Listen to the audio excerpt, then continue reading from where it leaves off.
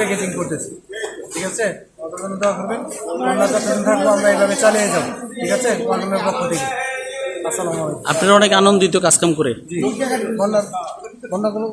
এই যে আমাকে সিনিয়র বড় ভাইরে একটু একটু হাসি দেন। এই যে কাজ করেন, কাজের ভিতরে কষ্ট হয়, তারপর হাসি কেন মুখে? হাসির রহস্য কি? হাসির রহস্য হচ্ছে যে আমরা যারা বন্যা কবলিত মানুষ আছে তাদের পাশে দাঁড়াইতে পারতেছি, তাদের জন্য কাজ করতেছি, এই কারণে মনের মধ্যে হাসি, মুখে হাসি। ধন্যবাদ। আপনার হাসি জানি একদম বাংলার 1 নম্বর হাসিতে পরিণত হয়, দোয়া করি। এই যে আমাকে বস মোস্তফা ভাই কিছু বলেন। আপনি নিরলসভাবে কাজ করে যাচ্ছেন কয়েকদিন এবং মুখের মাঝে মিষ্টি হাসি দিচ্ছেন, গুট্টুরও খাচ্ছেন না, হাসির উৎস কি ভাই?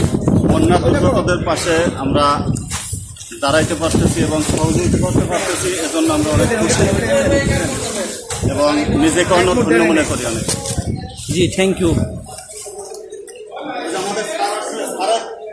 ও জি, আসসালামু আলাইকুম স্যার, ভালো আছেন?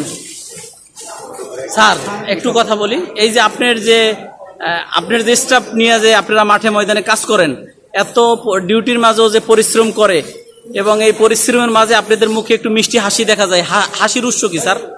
হাসি করছে যে আমার যে সহকর্মী বৃন্দরা আছে তারা যে এই তাদের ডিউটির মাঝখানেও যে এক্সট্রা যে কাজগুলা করে, এটার জন্যই আমি অনেক গর্বিত যে তারা কোনো পরিশ্রমই মনে করতেছে না, পরিশ্রম বাদ দিয়ে সবাই নিজের মনের আনন্দে তারা কাজগুলা করে যাচ্ছে।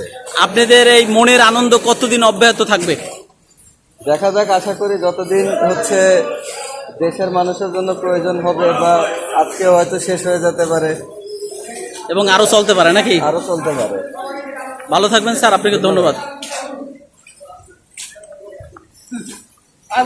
এখানে এই যে আমাকে এক বড় ভাই আপনি কি কি দিচ্ছেন? স্যালাইন, হ্যাঁ,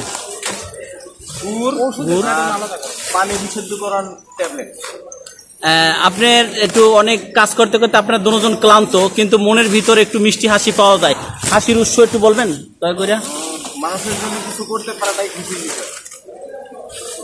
জি, আপনাদের অনেক ধন্যবাদ। তাই কাজ চালিয়ে যান, ধন্যবাদ সঙ্গে থাকার জন্য।